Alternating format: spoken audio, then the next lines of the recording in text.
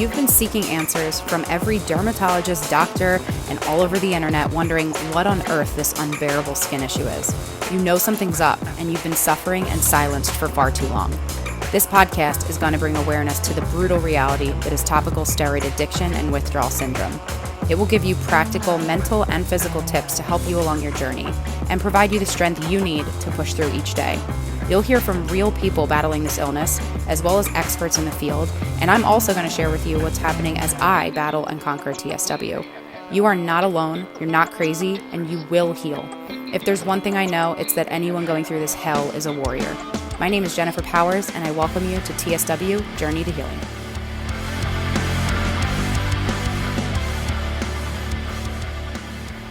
Well, I told you I'd take you back to the very beginning for me, and that's what I'm going to do in today's episode. So right now, at the time of airing this episode, we are in May of 2022. My TSW journey began, I'm going with the official date of December 1st, 2021. It may have been a week or two before that, but I know for sure I was completely steroid-free as of December 1st. So that would put us I'm a few months into my journey. We got December, January, February, March, April, all under my belt. So now I am officially in my 6th month of TSW, and what a journey it has been. Oh my goodness. So what I wanted to do today, since I started this show as of April 1st, just over a month ago now, in my 5th month of TSW, I think it's really important to take you back to the very beginning. And what's cool and what I highly, highly recommend, emphasis there, is that you start, if you haven't already, start to document your own journey. I have been taking photos and videos, almost like a video diary or journal, and it has been incredible because you really do get to see every single step along this crazy journey, this roller coaster of emotions and symptoms and struggles. And it's crazy powerful. So if you haven't already done this, make sure you do this. So there are so many things that I can start with, but one of the first, things that I really struggled horribly with, aside from the itching, which I will have to dedicate a very long episode just to that, but it was the insomnia. Okay, so the insomnia is a huge side effect, experience, whatever you want to call it, of TSW. And it's so debilitating. And it's one of the reasons why I think so many of us have to stop working or have to quit or get let go from work, because when you do not sleep, you are like an entirely different person. Now, if you're listening to this and this is not a symptom of yours, count your blessings, my friend, because it's horrible. I don't know, when someone asks me, people ask me all the time, Jen, what do you think the worst symptom of TSW is? I really can't answer that because they are all so brutal and almost equally bad. But this was really, really, really difficult for me because I am a single mother. My son's birthday was just a few days ago on Cinco de Mayo, May 5th. And for the first couple of months, December, we're getting ready for Christmas. It's the most wonderful time of the year, because of that holiday that we love so much. And then you have the New Year, and nobody wants to go into celebrate a new year. January 1, you want to go into here's all my goals, my vision board. Here's all the intentions I'm setting for this new year. There's never a good time, right? I will say that. But especially as a mother, it is so difficult to be your best for your children because you're not your best self. So when you're not your best self, it's really hard to show up good as a mother, a friend, a sister, an aunt, whatever. It's just really hard. So waking up really, really early or not even being able to fall asleep in the first place is horrible. And then you compound that over days, weeks, months. Oh my gosh, I can't even begin to explain it. So what would happen for me is when I first started to discover what this was, which was before December 1st, I was really scared, but I knew I had to do it. And then it's almost like as soon as I made the decision, okay, no more steroids ever again, not touching them, it's like my body was like, okay, well, get ready for it. And I just almost immediately went into massive crazy itching and the insomnia. So I would spend my nights it's amazing that I would even try to fall asleep when I knew in my gut it was not even going to be an option. So I would just lay there scratching myself raw, and my eyes would be wide open the entire night. So I would get into my bed. Sometimes I try to trick myself and maybe if I get in there earlier, 9:30, 10 o'clock, sometimes 9 o'clock. I thought that maybe I could beat it. I could go to fall asleep before the crazy itching would start. It never happened. So I would lay there when it was dark out, and then I would start hearing the birds chirping, and then the sun would come up, and I realized, oh my gosh, I got absolutely not 1 minute of sleep. Now, there were times probably after the second month, maybe going into February, where I would be able to catch maybe 1 or 2 hours of sleep. If I was really lucky, maybe I would get 3.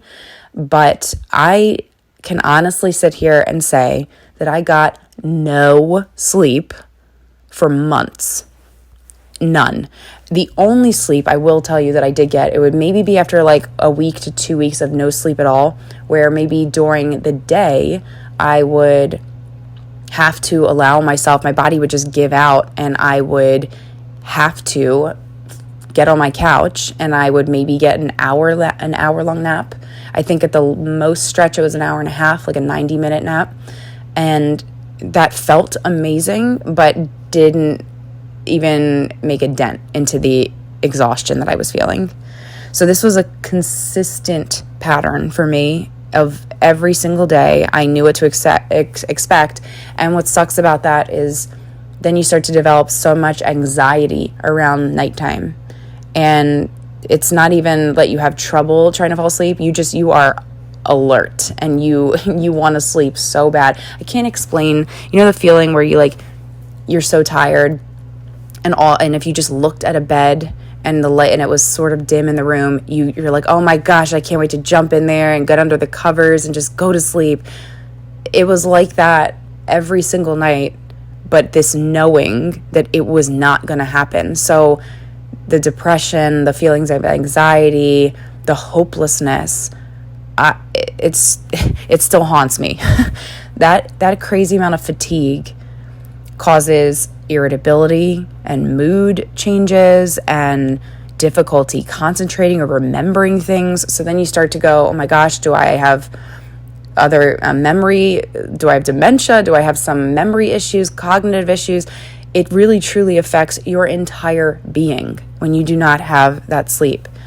It's truly terrible, and I feel for you if you're going through that. So I wanted to point out that was one of my very early on symptoms. Now, I'm happy to report, now it being May 2022, and again, I'm going into month 6, I did have, I would say pretty much all of April, which would be my month 5. So I had 4 months TSW under my belt at this point, but all of April, I did get very decent sleep. So I think my sleep was able to kind of get restored and come back in my 5th month of TSW. And I will tell you though now, a week or two ago, I started to notice that I wasn't sleeping again. So the itching, the nighttime, like that skin crawling, that really awful feeling, that kind of came back, but it's been sporadic, so it hasn't stayed, which I am so, so grateful for. So I just wanted to leave you with a couple of tips to help you kind of wind down and to diminish any anxiety that you may feel around the bedtime routine or just falling asleep in general. And I want to preface this by saying, as with every episode of the show is not intended to treat or diagnose or give you any medical advice. This is just my personal story, my personal opinions on what has worked for me. And this is not to give you any kind of medical advice whatsoever. Always seek medical care or, contact your medical professional if you are concerned and have any health related issues. So a couple things that I noticed can be helpful, okay? Not always, and every person is different, and I will even tell you that sometimes these things worked amazing for me, and sometimes they didn't work at all. But I think it is definitely worth noting, because whenever you can find anything that helps, you run and you do it. So one of the things is the screen time thing. Everybody knows that the blue light keeps us up. This is not news to you probably, but turning off your TV, your computer, at least 30 minutes, preferably an hour before you intend to go to sleep, is really, really recommended. You know, I really try to do that even before TSW. I try very hard to do that, and I'm a human and I am flawed, and so I do not get it right all the time. But creating a really good habit for yourself, both for a morning routine and an evening routine, is just going to make you a happier person in general. So one book too that I could throw in here and recommend is called The Miracle Morning. So if you are struggling with creating a good morning routine, maybe you're out of TSW at this point, or maybe you just maybe you're like, well, I'm not sleeping anyway, so if I can just maybe rest during the hours of the night but still have a morning and a night routine, I'll feel accomplished. Highly recommend you grab that book. But the no screen time is really, it's just good for you regardless of TSW. So try to get in the habit of doing that. It really does keep our mind alert and not prepped for shutting down for sleep. So that no screen time thing will hopefully give you some help. Another thing you can do is herbal tea. Now, again, I don't know if you are doing no moisture treatment, moisture withdrawal, limiting your water intake. I don't know what your current diet is. And I know we haven't gotten into those things that I just mentioned in episodes yet, but we will be getting into those. But one thing here is herbal tea. So maybe chamomile or some sleepy time tea, or even, honestly, I love just hot water with lemon. That is one of my favorites. And sometimes I will even add some fresh ginger in there, maybe a dash of cayenne pepper. That was like my go-to detox favorite drink. But you may be eliminating things like cayenne pepper or citrus fruits like lemon. And so take all of this with a grain of salt, and obviously use your best caution for your own healing journey. But you absolutely want to avoid caffeine after 5 or 6 o'clock at night. That will ruin you. So herbal tea is another thing that could help you wind down and get ready for a sound sleep. Meditation is another thing.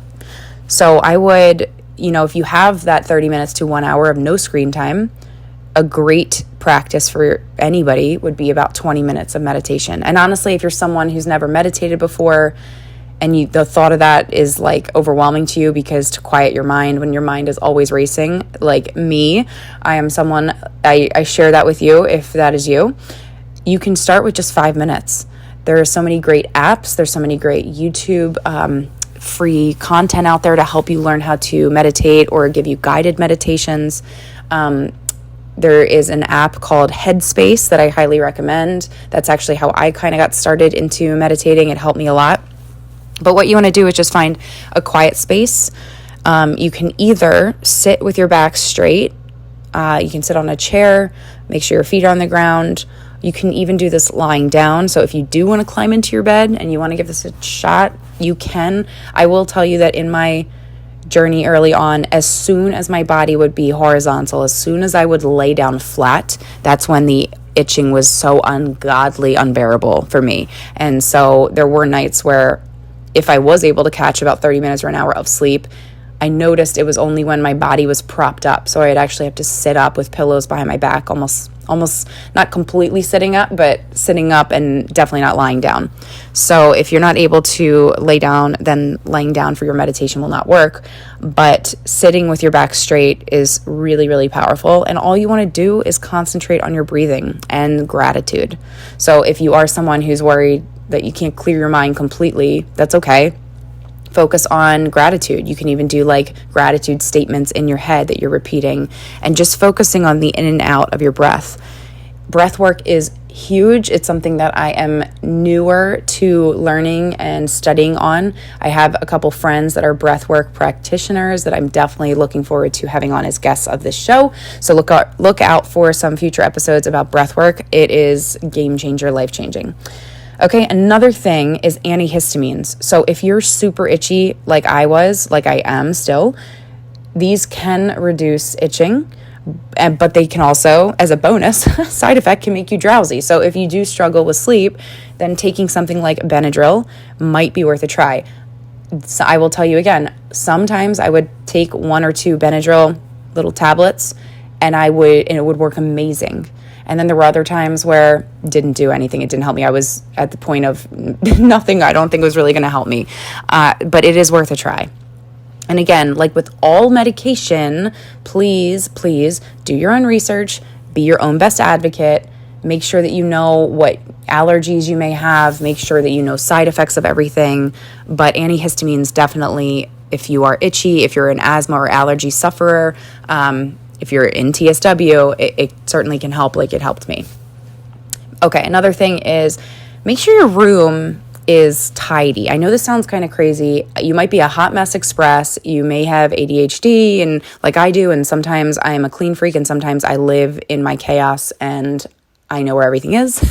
And it's just my mental frame of mind. That's just sometimes I can't just keep it nice all the time. But when you do keep your bedroom tidy, it really does, like it does something to your brain, right? It makes you look at that room and that space as that quiet, calm, peaceful, safe space where you are ready for winding down. You are ready for sleep. You want sleep. You want to avoid at all possible, if you're working from home, try never to work in your bedroom. Just keep that room as a sacred space for sleep.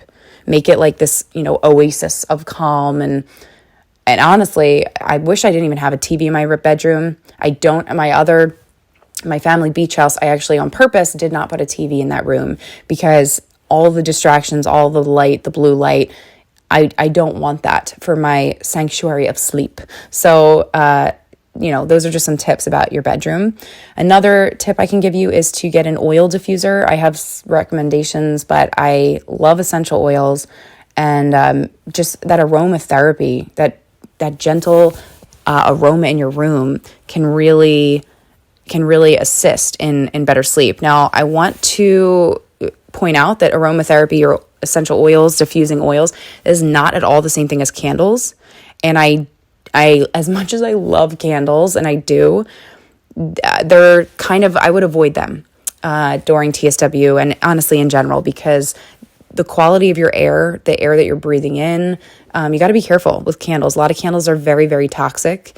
You're going to have to be careful into finding one that are really safe to breathe in, and they're beautiful and all that. But a diffuser also is beautiful. It can have like certain settings of the light, like light flickering, almost like a candle.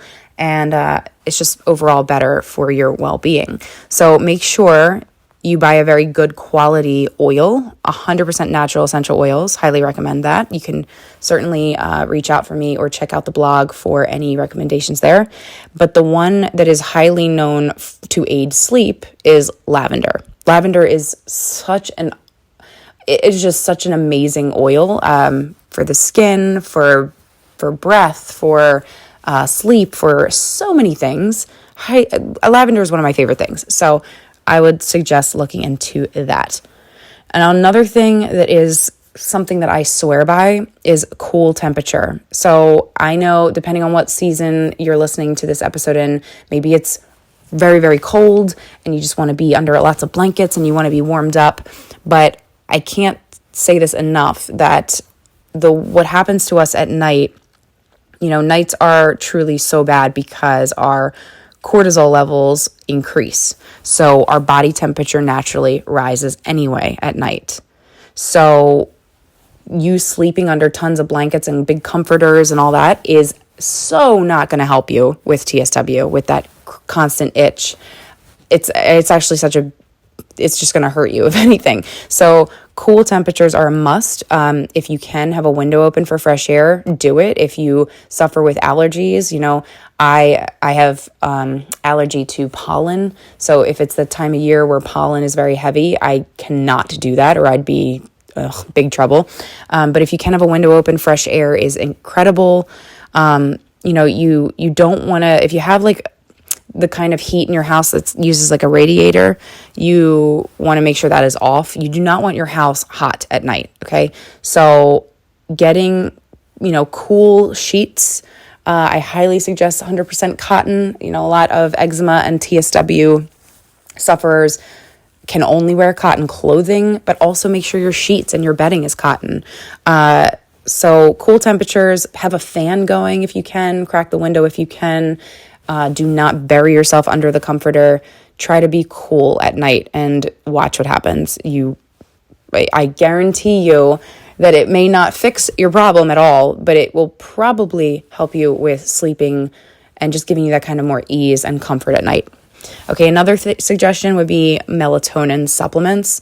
So again, I swear by certain supplements.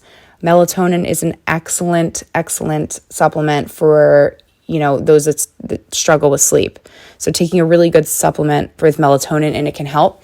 I have taken melatonin tablets by themselves, which have been helpful at times. I have taken a sleep supplement that has melatonin, GABA, a couple other really excellent sleep aids, and it's 100% natural, plant-based, organic and all that good stuff. So I don't mess around with my supplements. I take them seriously. So if you want to know what those things are, you can check the show notes here. You can go on the blog under the shop and you will see a tab for that for you there. Another thing is an alarm clock. Now I know this sounds kind of funny, but if you can do it, if you can do this is a challenge for most people, because the first thing we do before we close our eyes and the first thing we do when we open them in the morning is what? We reach and grab our phone, because our phone 9 times out of 10 is our alarm clock, and because we are addicted to our devices. So if you can remove your phone from your bedroom, avoid that temptation, even again, going back to setting good routines for yourself for morning and night, setting a healthy boundary with your cell phone and your devices is just a good idea in general, regardless of TSW. I try to not touch my phone the first 30 minutes to 1 hour in the morning. And again, I try to do the same thing at night. Sometimes I fall short because, again, I'm human. But if you can actually get an old-fashioned alarm clock and leave your phone out of your bedroom, it will be so powerful, because it's not stimulating your brain and wanting you to stay awake, right? Now, again, if you know that you are not sleeping at night, then do what you have to do. Watch shows, watch funny things on TV. You can be on your phone. Just know that if you're going into the evening knowing that sleep is not an option for you, then if you can, make sure that you give yourself grace throughout the day, that if you do need to take naps, if you do need to rest, that you absolutely do that.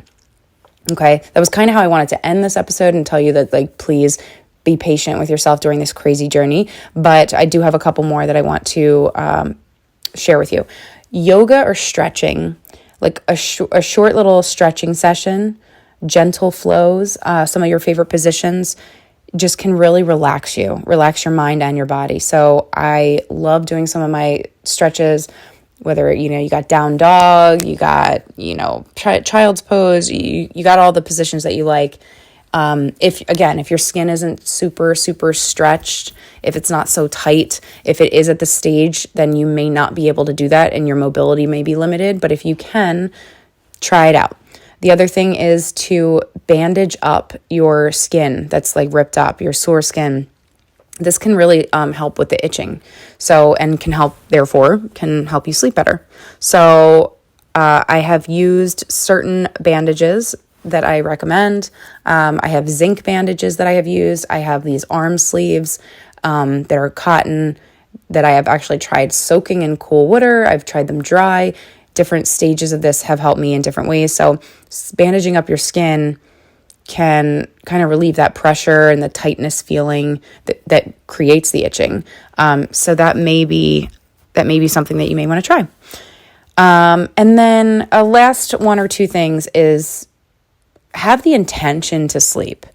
So again, that kind of goes back to the Miracle Morning. I know that setting intentions is really talked about a lot in that book. It's a great, great book. But when you can say to yourself out loud or in your head and just honestly really believe it, because that's the hardest part, but the most important part of setting any intention or affirmation is you just not just saying it to say it, but saying it to believe it. Going to sleep is dreaded for so many of us because of the itching, and we know the insomnia, and we go into it with this massive amount of fear and anxiety. So it's so hard to truly believe that you're going to sleep when based on the patterns that have been going on, that it's very, very unlikely. But if you can trick your brain as best you can, remember what it was like to have this beautiful, deep, sound sleep and go into each night thinking that's what I'm going to have. And it may take, fake it till you make it kind of thing. It may be like, gosh, this feels so silly because I really don't believe that. But if you can try, what's your alternative, right? If you don't end up with a good night's sleep, well, then nothing changed. But if you can kind of trick your brain and tell yourself, no, I'm going in with my bedroom right now with the intention of having a beautiful night's sleep. If you can really try to convince yourself to think and believe that, the best case scenario is that it works. The worst case scenario is you're exactly where you started, but at least there's science behind this. This is not theory. What we think becomes reality. So trying to have that intention is good. And then also thinking about what was good. I love ending a day with gratitude. So even if you don't sleep, if you can just get ready for sleep and focus on what was good about that day, and what do you hope to have good about the following day? When you get to open your eyes again, some of us are in that horrible, depressed state where this is terrible. This is the worst thing ever, and we're in the thick of it. And sometimes we even have those really bad thoughts where we're like, if we do fall asleep, we don't really want to wake up because it's so scary, not knowing how bad it's going to be the next day. But I encourage you to try really hard to focus on the gratitude, focus on the friends and family you have, focus on if you had an hour or even 2 minutes that went by that day where you weren't scratching yourself, focus on how grateful you felt during that time where you weren't clawing yourself apart. Gratitude really does so much for us as human beings. And I could do a whole entire episode on that. I probably will. But I hope that wherever you're at in your journey, I hope and I pray that you are going to get sleep soon. If you do not have sleep in your life right now, I know how hard it is. I know how debilitated I felt. I know how my patience was non-existent. I was snapping at my family. I was snapping at my son. I was not my best self. I was somebody that I didn't even want to be around. So I know that the pressure that put on my family, my friends, my child, I know that was really hard. And so the other thing I can say is if you have to write your family members or your loved ones, you have to write them a letter or even just say face to them, hey, I am not at my best right now. I have not slept. This is a really horrible period of my life right now. And so I want to apologize in advance that if I do snap at you, if I have zero patience, please understand this really isn't me. It's just because of the effects that I'm feeling due to my insomnia. And so I ask for grace and compassion from you and forgiveness if because I need it. Just saying that, it doesn't give you a pass to be a total biatch or a jerk, but it is good for people to know because look, no one knows this like you and I. Nobody knows how truly horrible this is. I just thought of another one real quick. If you have weighted blankets, I know I just got done saying sleep with the cool air and not under blankets, but weighted blankets, maybe even if you're able to take a nap during the day and not so much at night. I actually don't highly recommend the weighted blanket thing at night when going through TSW, but if you are able to take naps during the day, a weighted blanket can help so much with anxiety, and it really eases you into that sleep state. And then another one I just remembered, sorry, I'm jumping around here, but is a white noise machine or some sleep music. And I think that might be it. But if I think of anything else, I will certainly add it to the blog. Make sure you check out this episode and share it with anyone who is really struggling right now with sleep.